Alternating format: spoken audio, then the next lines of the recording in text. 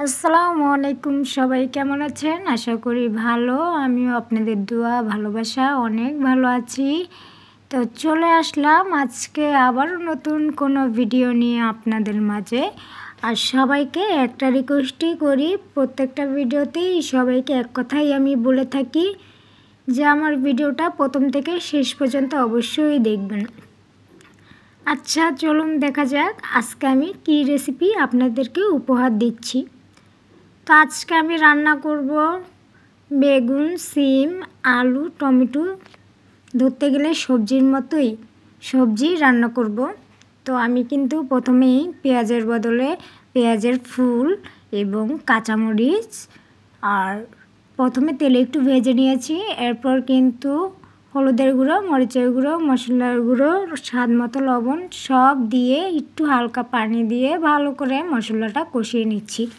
হয়তো আপনাদের মনে প্রশ্ন জাগতে পারে যে আপু আপনি পেঁয়াজের বদলে পেঁয়াজের ফুল দেন। আসলে আপনারা জানেনই না হয়তো ভালো করে যে পেঁয়াজ থেকেই পেঁয়াজের ফুলটা হয়। তো সেই পেঁয়াজের ফুল দিয়েই আমি রান্না করি, কারণ এটা পেঁয়াজের কাজটা করে। তা আমি কিন্তু সবজিগুলো সব দিয়ে দিয়েছি। আর শীতকালে কিন্তু আপনি মাছ ছাড়া শুধু সবজি রান্না করবেন, সেটাই কিন্তু অনেক মজা। তো সবজিগুলো আমি ভালো করে কষিয়ে নিচ্ছি। তো আমার ভিডিও প্রথম থেকে যারা দেখছেন বা আমার পেজ বা ইউটিউব চ্যানেল প্রথম থেকেই যেহেতু খুলেছি, প্রথম থেকেই কিন্তু অনেকে আমার পেজ বা ইউটিউব চ্যানেলে ফ্রেন্ড ছিলেন, এখনও তারা আমার ফ্রেন্ড হিসেবে আছেন। আমি যারা যারা আমাকে কমেন্ট করেন তাদের কমেন্ট লিস্ট দেখলেই আমি বুঝি যে কোনটা আমার পুরাতন ফ্রেন্ড বা কোনটা আমার নতুন ফ্রেন্ড। আমি কিন্তু আমার কমেন্ট বক্স চেক করে করে সবাইকে আমি কমেন্ট করে আসি বা সাপোর্ট করে আসি। হয়তো যারা যারা আমার থেকে সাপোর্ট পেয়েছেন সবাই জানেন।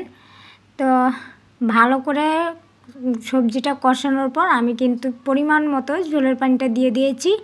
আর পরবর্তীতে কিন্তু আমি টমেটোগুলো দিয়ে দিয়েছি। তো ভালো করে নেড়ে নিচ্ছি।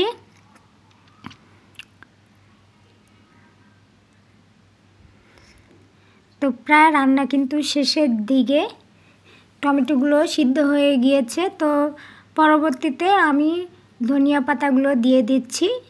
তো আজকের রেসিপি এখানেই শেষ। তো আগামীতে সবাই আবারও নতুন কোনো ভিডিও দেখার আশায় থাকবেন। আর আমার নতুন নতুন ভিডিও পেতে হলে অবশ্যই সবাই আমার পাশে থাকবেন, আমাকে সাপোর্ট করবেন, অবশ্যই আমার নতুন ভিডিও পাবেন।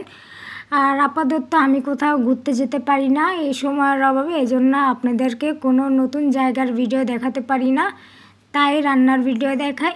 আসসালামু আলাইকুম, সবাই ভালো থাকবেন, আল্লাহ হাফেজ।